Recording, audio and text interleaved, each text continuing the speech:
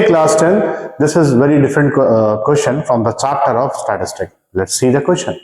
So question is, if the mean of the first and natural number is 15, find n. देखो mean दिया गया है, class 5 में आपने पढ़ा था मीन का मतलब होता है sum of observation upon total number of observation, right? तो सबसे पहले मीन का फॉर्मूला लिखेंगे, जो कि है मीन का फॉर्मूला सम ऑफ ऑब्जर्वेशन। ये हमारा फॉर्मूला है मीन का, sum of observation upon total number of observation, right? ये है। अब क्वेश्चन में दिया क्या है कि mean of first n natural number, पहले एन नेचुरल नंबर, तो नेचुरल नंबर क्या होते हैं? फ्रॉम 1 2 3 4 टिल एन तक। तो उसका मीन दिया 15, तो नेचुरल नंबर हमारा हो गया सर 1 हो गया, 2 हो गया, 3 हो गया, 4 till dot dot dot N, ठीक है?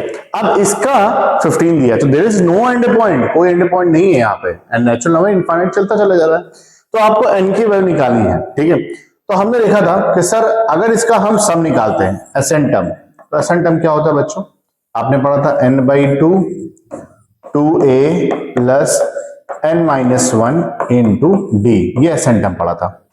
तो अब एसएन टर्म तो n विल बी n, क्योंकि n पता नहीं है हमें, ठीक है? 2a हमारा क्या है यहाँ पे?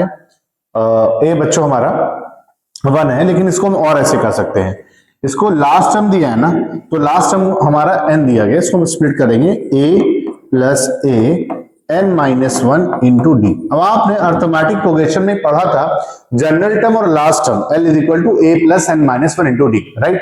तो जहां पे a plus n-1 into D है ये, तो इसकी जगह पे हम l लिख सकते हैं।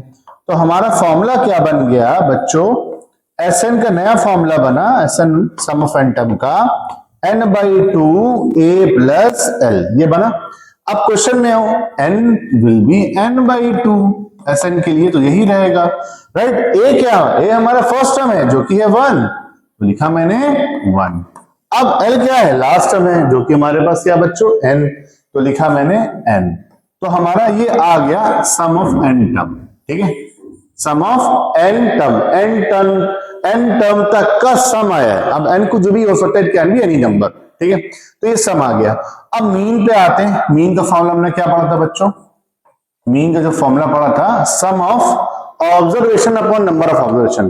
तो सम ऑफ n टर्म तो ये आ गया हमारा, सम ऑफ n टर्म हमारा हो गया n/2 1 प्लस n, ठीक है?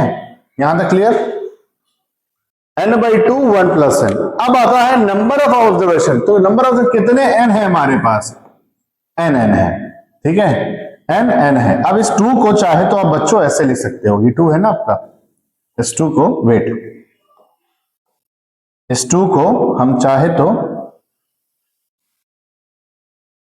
हम यहां लिख सकते हैं, इस n को यहां लिख दो, ये n यहां होगा, 2 यहां आ जाएगा, क्लियर? तो अब ध्यान से देखो, मीन कितना दिया है हमारे पास? 15 दिया है, क्लियर?